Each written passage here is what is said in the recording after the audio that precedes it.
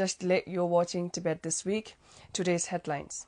His Holiness the Dalai Lama speaks on making 21st century a peaceful century. Sikyong releases a book and a short film to counter Thöge propaganda. Sikyong calls on the Indian Minister of Human Resources and Development. China Desk organizes the 4th annual Chinese Liaison Officers meeting in Dharamshala. Office of Tibet in Brussels calls on member of European Parliament. The Russian capital holds first international conference on Buddhism and phenomenology. CTA's spokesperson responds to China's attack on Nepal over former Prime Minister's public appearance with Sikyong. His Holiness the Dalai Lama, who is currently in Japan for a 17-day public engagement, encouraged the youngsters to envision a more peaceful and happier 21st century. While having an interactive discussion on Buddhism in 21st century last Thursday with 3,000 students and teachers of Shifu Gakuen Boys High School in Osaka, Japan's third largest populated city, His Holiness expressed appreciation for the spirit and determination of Japanese people to build from the ashes of 2 nuclear bomb catastrophes. His Holiness said that the human beings have brains and intelligence to use in constructive or destructive way. However, our actions will become positive and productive if we use our brain with wisdom and warm-heartedness. His Holiness also paid his first ever visit to Hokkanji Temple in Kyoto and delivered a public talk on theme Essence of Buddhist Teachings. His Holiness said that developing a compassionate heart can be a force to make a peaceful 21st century. This is His Holiness's 23rd visit to the country since his first visit in 1967. On Monday this week, Sikyong Dr. Lobsang Sengye launched a new documentary film and a book providing factual explanations on the worship of controversial spirit Thöge. To counter the false narrative of religious persecution provided by a section of people calling themselves Shukden followers, the 13-minute documentary film titled Shukden Protesters, Allegations vs. Facts explores the Thöge group's claims and CTA's responses and policies, while the 365-page book is an updated version of an earlier book featuring articles on Thöge by noted Buddhist scholars and also includes the Tibetan translation of Reuters' article titled China co-opts a Buddhist sect in global effort to smear Dalai Lama. Addressing the launch, Sikyong said it is with the objective of clarifying the Tibetan administration's stand and to expose the blatant contortion of the facts by these misguided fringe groups that we are releasing this book and film to provide factual and truthful information on the matter.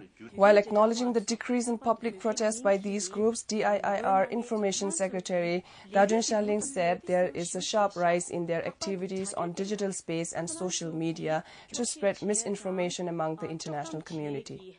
She further said it is clearly evident that the Thöge activities have become a tool for the Chinese government to slander His Holiness the Dalai Lama, demean the Tibetan people's faith in His Holiness, delegitimize CTA and weaken the foundations of the Tibetan struggle. The book and the film, produced by the Department of Information and International Relations, is the latest in a series of efforts by the department to provide truthful information about the issue and raise awareness about the group, which has a notorious history of violence, including murder within the Tibetan community.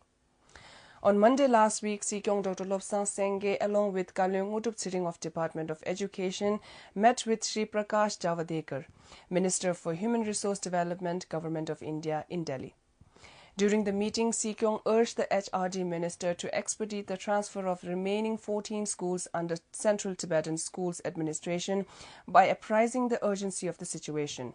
He also briefed the Minister about the overall improvement in the previously transferred schools. The HRD ministers assured Sikyong of a positive decision in the case.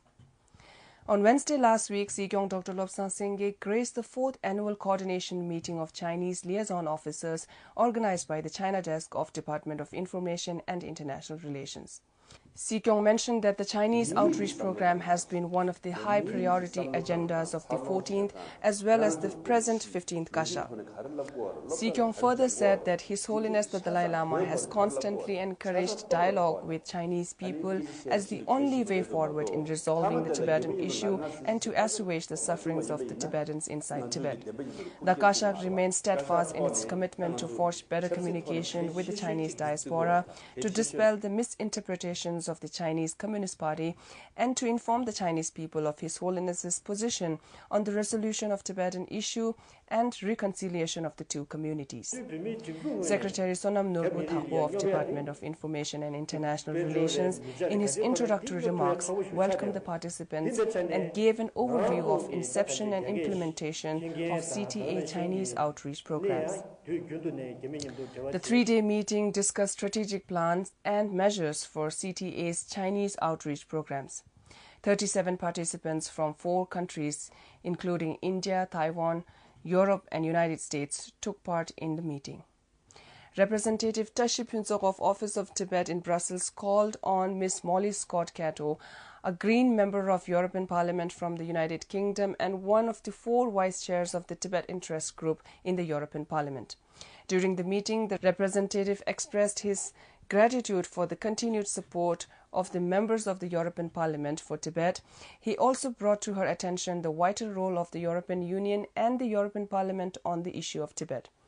They also discussed a wide range of activities to be carried out in the European Parliament in the near future, including and in particular the upcoming visit of Ms. Nyimal Hamo, the niece of late Tugu Tenzin Rinpoche, to Belgium and France. The Office of Tibet Moscow, together with the Safe Tibet Foundation, hosted the first international conference on Buddhism and phenomenology in the capital of Russia. In his opening address, the honorary representative of His Holiness the Dalai Lama to Russia, Mongolia and CIS countries, Telo Rinpoche, expressed his hope that this conference will become an annual or biannual meeting, providing a platform for exchange of views, dialogue and discussions between the representatives of different philosophical traditions. The conference hosted Geshe Thupten Chimba, a prominent Buddhist scholar and principal English translator to His Holiness the Dalai Lama, who delivered 2 public talks that drew a wide-ranging discussion among public on topics from cultivation of compassion to the global ecological issues. The conference brought together famous scholars from Denmark, the United States, India, France and Hong Kong. News emanating from Nepal last week reported that China has expressed concern over commitment of Nepal's new government to Nepal's long-held One China policy. Former Prime Minister of Nepal and current president of the ruling party, Nepali Congress, Sher Bahadur Deuba, came under severe attack from the Chinese government over his public appearance with the Tibetan political leader, Sikyong Dr. Lobsang Sengye.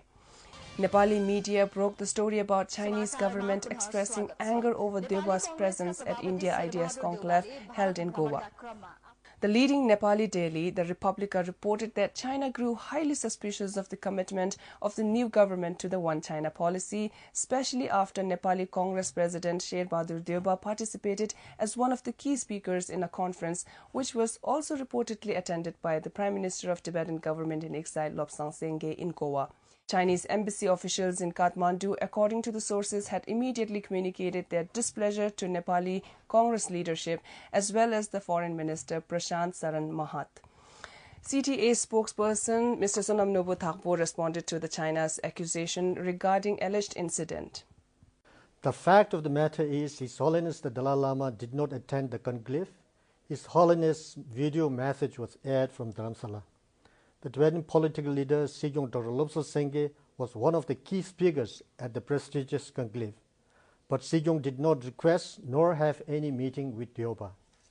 The whole issue created by the Chinese government over Deuba's presence with Sikyong at India's Idea conclave is an infringement of the Chinese government into Nepal's internal matters. This shows China's tendency to make a mountain out of molehill when it comes to handling the Tibet issue. It also shows China's insecurity over the growing prominence of exile leadership. It also shows how China interferes in the internal affairs of a sovereign state. Since Nepal is an independent nation, we truly believe that Nepali leaders are free to travel and engage in any activities that are important for its nation, and no third country should interfere. That's all for the week. We'll be back next Friday.